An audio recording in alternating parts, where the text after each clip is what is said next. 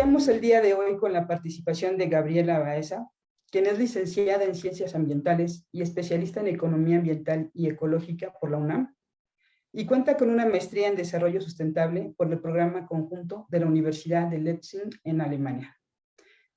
Es creadora del documental El Reto, donde narra la experiencia de su familia en la transición hacia una vida sin producir residuos. Bienvenida, Gabriela.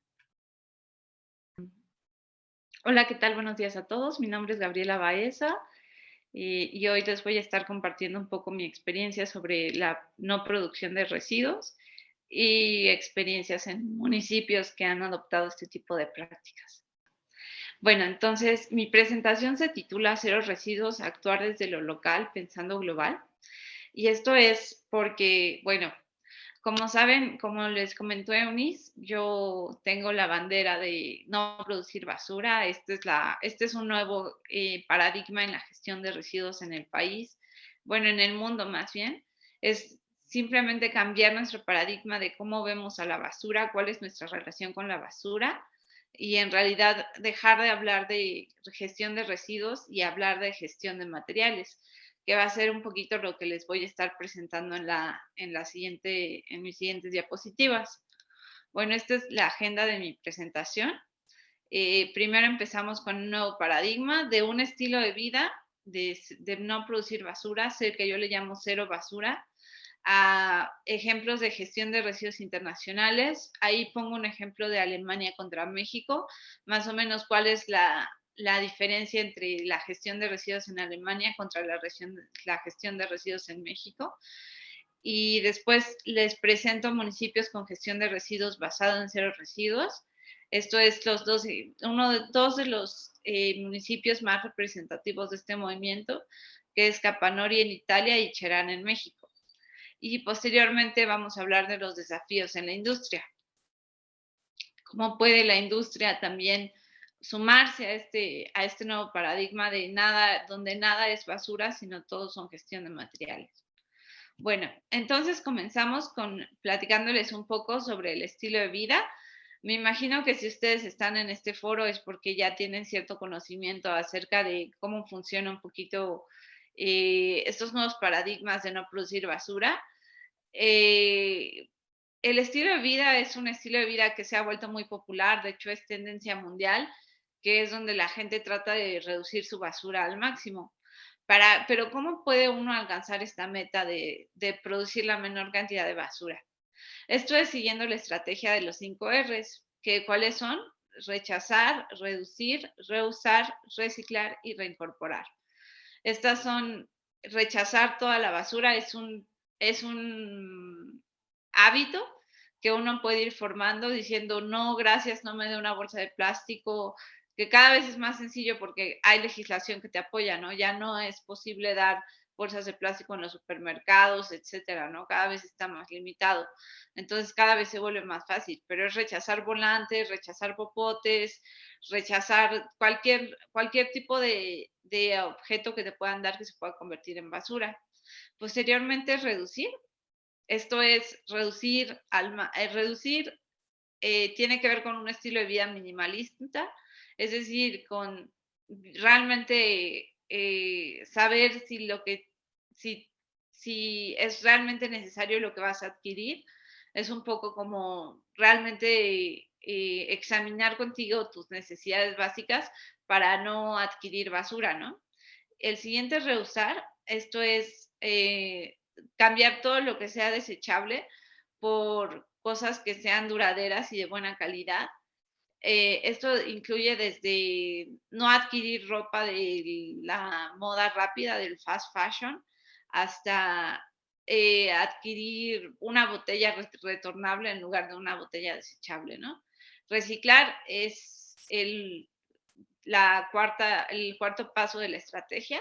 Esto es porque pues reciclar es en realidad debe ser el último paso, ¿no? Es como la última opción. Si ya agotamos todas las demás opciones, el reciclaje es el último paso para poder vivir con menos basura, ¿no? Es un proceso que debe de ser la última opción. Siempre dentro de una gestión de residuos adecuada, el reciclaje se nos pone como, durante mucho tiempo se nos puso como la panacea, ¿no? Como que vamos a reciclar todo, pero realmente detrás del reciclaje hay una gran cantidad de energía que se requiere para procesar los materiales, triturarlos, volver a hacer otro objeto con esos materiales. Entonces, realmente reciclar debe de ser la última opción, el último paso, ¿no? Y ya el último es reincorporar, que esto es como con nuestra basura orgánica, procesarla para hacer una composta. Con esto uno logra reducir su basura en tasas de 90 a 95%, ya depende de qué tan estricto quieras ser en tu vida, ¿no? Y estos se vuelve parte de un estilo de vida sostenible, que son, como mencioné, una de las grandes pilares es del minimalismo, de cómo enfocarte más en ser que en tener. Esto tiene mucho que ver con la filosofía y con tus valores de vida, como en qué te estás enfocando.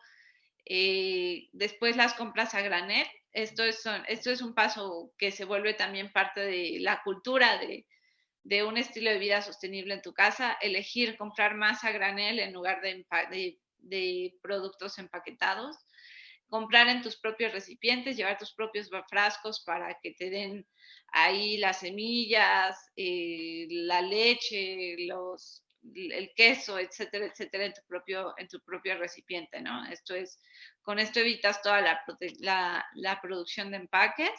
Ahorita con la pandemia, varias personas me han preguntado cómo lo sigues manteniendo. Sí se ha vuelto un reto, la verdad, porque en muchos lugares donde sí nos aceptaban los toppers, donde nos aceptaban llevar los frascos de vidrio, etcétera, ahorita ya no es posible, pero me imagino que conforme vaya pasando el tiempo y vaya más gente vacunada y se vaya pues recuperando, ¿no? Va a ser de nuevo posible. Comprar esquemas retornables, esto es siempre adquirir, por ejemplo, tu bebida, los refrescos, etcétera, en envases retornables. Finalmente, la composta, que es algo que todo el mundo puede hacer en su casa. Y ya el reciclaje como la última opción, como ya mencionaba. Y otro punto muy importante es elegir materiales adecuados. Esto es, por ejemplo, desde la esponja con la que te bañas, puedes elegir una de plástico que no se puede reciclar y que pues va a durar todo el plástico que hemos generado, sigue en el planeta, es algo muy fuerte cuando uno lo piensa, que todo el plástico que uno ha generado sigue estando en el planeta. Entonces tú puedes elegir una lufa, una esponja de esos tipos zacate, ¿no? Que es una planta que se llama lufa. O, por ejemplo, los cepillos de dientes. Puedes elegir uno de plástico o puedes elegir uno de bambú. Entonces aquí entra mucho la elección de materiales adecuados, ¿no? No tanto pensar en el ciclo de vida del producto que estás adquiriendo y adquirirlo lo más eco-friendly posible. Bueno, con este experimento de nosotros, yo logré maximizar al máximo mi basura en un frasco de vidrio, llevándolo, por supuesto, toda la basura que traté de rechazar desde un principio y la poca basura que no era posible rechazarla, llevándola a lugares especializados para reciclar. Y este es el ejercicio que muchas personas que adoptamos este estilo de vida hicimos como simplemente para visibilizar que es posible realizar una minimización de los residuos en tasas, como hablaba, del 90-95%. ¿Y qué es lo que se supone cuál es el ejercicio cuál es el objetivo de este ejercicio de guardar tu basura en un frasco de vidrio?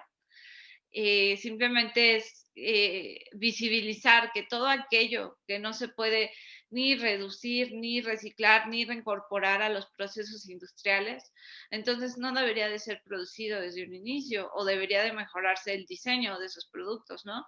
Por eso ahí entra, como hablaba, los desafíos en la industria. ¿Cuáles son los desafíos, no? ¿Cómo puede la industria apoyar a una sociedad, a construir una sociedad donde la basura no exista? Pues simplemente es mejorando los materiales con los que produce ciertos productos. Por ejemplo, los residuos de medicamentos no se pueden reciclar. Los popotes no se pueden reciclar, cucharitas de plástico desechables no se pueden reciclar, residuos de medias tampoco se pueden reciclar, todo el plástico que no tiene número no es posible reciclarlo, etcétera, etcétera, ¿no? Hay varios largos, etcétera, donde justo todo aquello que no se puede reducir, entonces se deben enviar a las compañías para que mejoren el diseño del producto. Entonces es un poquito como el ejercicio que se hace durante esta etapa, ¿no? De reducir al máximo nuestra basura. Y es justo para visibilizar todo aquello que no se puede, que si no se puede reciclar, entonces no debe de ser producido. Y este es mi ejemplo que yo muestro orgullosa, ¿no? De 3 años que llevé el estilo de vida, digamos que es de manera muy, muy estricta, rechazando toda la basura que podía, comprando estrictamente a granel, evitando empaques, evitando cualquier tipo de, de alimento o de producto que pudiera estar sobreempaquetado. Entonces fue justamente como los 3 años en un frasco de vidrio, ¿no?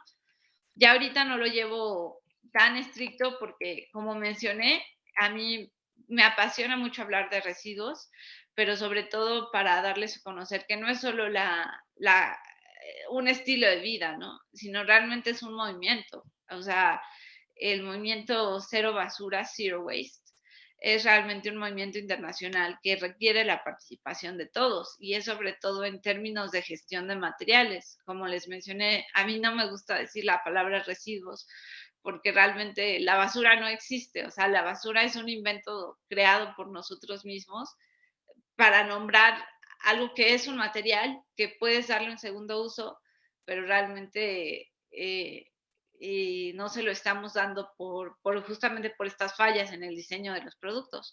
Entonces, a mí me gusta mucho hablar de gestión de materiales, ¿no? Bueno, aquí pongo un poquito gestión de residuos internacional para dar más o menos un contexto de cómo es la gestión de residuos en distintos países, ¿no? Simplemente como les mencioné, la presentación se llama de lo local a lo global. Entonces, hablamos de un estilo de vida que se puede diseminar hacia hacer un movimiento internacional para gestionar los materiales. Entonces, por ejemplo, aquí vemos que Alemania es un campeón en reciclaje, tiene una tasa de casi el 50% de reciclaje, el 10% de su basura se composta, el 7.5% se biodigesta y el 35% se va a incineración. No tienen rellenos sanitarios. Ya los rellenos sanitarios han desaparecido en Alemania. Solo un 0.2% se va a relleno sanitario. Y, por ejemplo, en cambio en México, que es todavía un país en transición, un país del sur global, donde contamos la mayor parte de los residuos se va a rellenos sanitarios, que la mayoría no cumplen con la NOM 083, que es la normativa nacional para decir que un relleno sanitario está funcionando bajo la normativa. Ahí tenemos tasas de que un 80%, ahorita no tengo el dato a la mano, pero es menos del 80% quienes cumplen con la NOM 083 de creación de rellenos sanitarios adecuados. Tenemos rellenos de tierra controlados de 7.9%, sitios no controlados, es decir, pues sí, vertederos a cielo abierto con 20.6%, y si solamente reciclamos un 5%. Esto fue del año 2012, pero ya tenemos mejores cifras, pero es nada más como para hacer la comparación de que históricamente, pues comparamos a países que tienen tasas de reciclaje del 50% contra 5%. Entonces, ¿cuál es la experiencia alemana con los rellenos sanitarios?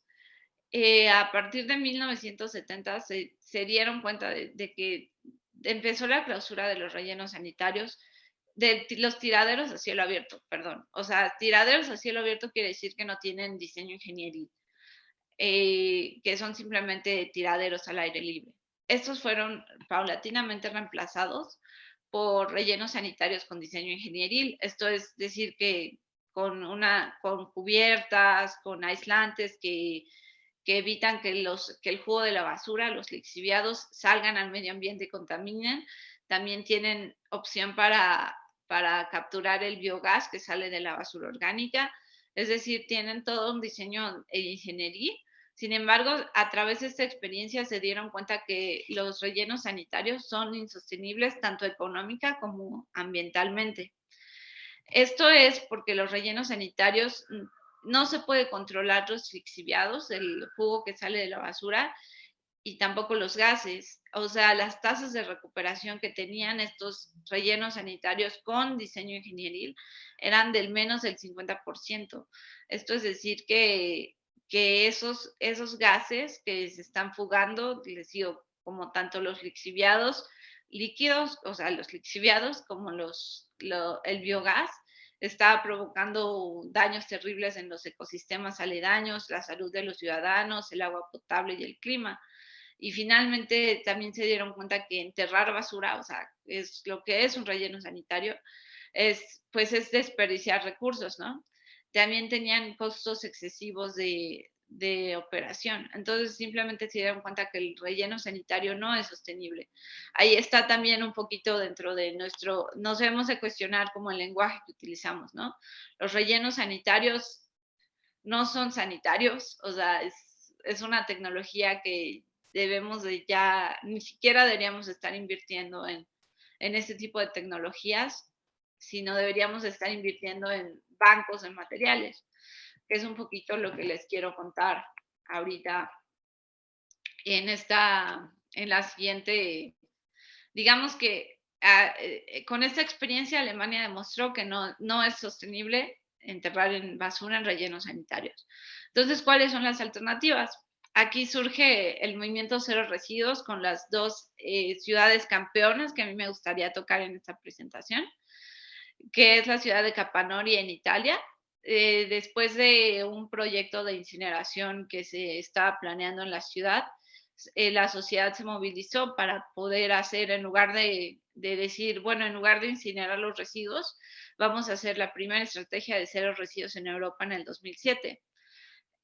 Para el 2012 se han registrado, después de establecer la estrategia, tenían tasas de recuperación de materiales del 90% de lo producido, ¿no? Entonces, ¿cómo lo lograron? Pues simplemente con separación, con el sistema de puerta a puerta, es decir, separarlos, que un camión pasa a recolectar ciertos residuos dependiendo el día de la semana. Toda la gente, las estrategias que ya les conté, comprar a granel, beber agua del grifo, subsidiar, por ejemplo, los pañales, en lugar de que fueran pañales desechables, son pañales de tela, etcétera. Y todo esto es para simplemente cambiar nuestro imaginario social, ¿no?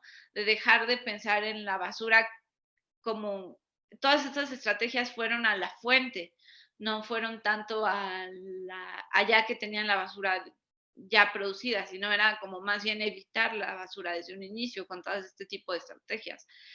Y también cuentan con el primer centro de investigación europeos. Esto es de residuos. Esto es para justamente como a manera de imitar el frasco de vidrio de mi familia que juntamos la basura en 3 años. Justamente en Capanori lo que hicieron fue juntar la basura de toda la comunidad y ver todo aquello que no se estaba pudiendo reciclar. Y lo que no era posible reciclar, se aliaron con las compañías para poder establecer nuevos materiales o nuevas formas de gestión de residuos que pudieran ser reciclables. Este es, por ejemplo, el ejemplo de las Nespresso, que fue que le escribieron una carta a la compañía que las estaba produciendo y entonces la compañía buscó materiales que fueran posibles reciclar para que justamente evitar todas estas cápsulas que no se podían, que no estaban siendo recicladas, hacerlas de otro material que sí fuera reciclable. Entonces, es este tipo de estrategias de intervenciones, ¿no? Que lograron trabajando en comunidad. Y bueno, también tienen una isla ecológica donde entregan los objetos que ya no necesitan en los hogares. Y bueno, en fin, son estrategias, ¿no? De no pensar al final del tubo, sino desde la fuente. Y otro ejemplo que tenemos muy importante que me gustaría comentarles es el de Cherán, México. En el 2011 este municipio declaró su autonomía y es gobernado bajo el uso, la figura legal de usos y costumbres.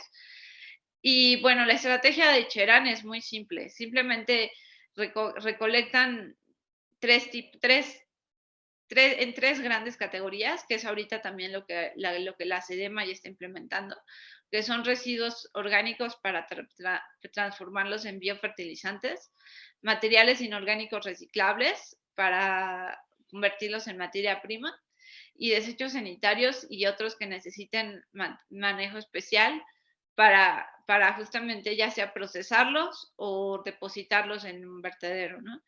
Con ello están logrando reciclar entre el 90 y 95% de los residuos que generan. Son tasas altísimas en comparación de cómo están otros municipios en el país, ¿no? Entonces, este es un ejemplo claro de cómo no se necesitan grandes inversiones ni se necesitan grandes planes de manejo, sino es más que nada, sobre todo, coordinación entre la comunidad, ¿no? Esto es Cherán, que es un municipio que deberíamos de admirar todos en México. Y ya para concluir mi presentación, simplemente me gustaría tocar un tema que es cuáles son los desafíos en la industria, ¿no? Ahorita que hablamos un poquito de las estrategias que uno ocupa en casa, las estrategias que uno ocupa, que municipios que son campeones en la estrategia de cero residuos en, en el mundo, pero ¿cuáles son las estrategias, los desafíos en la industria? Los primeros es cerrar ciclos de producción.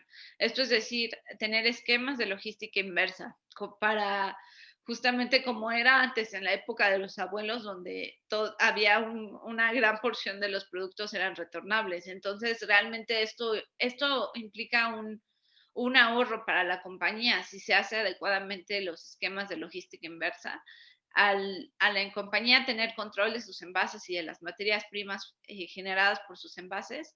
Entonces, justamente se puede lograr un ahorro tanto económico como ambiental. La otra es la mejora en el diseño de los productos. Como les hablaba, es el ejemplo de las cápsulas de café. Justamente cómo se logró mejorar el diseño de los productos desde la fuente para evitar que estemos produciendo algún producto que no sea reciclable. Y finalmente, pues cambiar el paradigma. Como les decía, yo no hablo de gestión de residuos, deberíamos empezar a hablar de gestión de materiales. Todos los materiales que producimos como industria simplemente representaría un gran ahorro si empezamos a verlos como lo que son materiales y no tanto como residuos.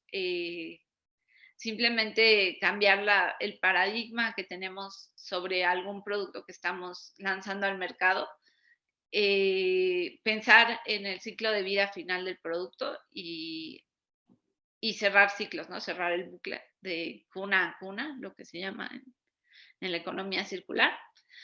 Y pues esto fue mi breve presentación. Espero que les haya gustado mucho.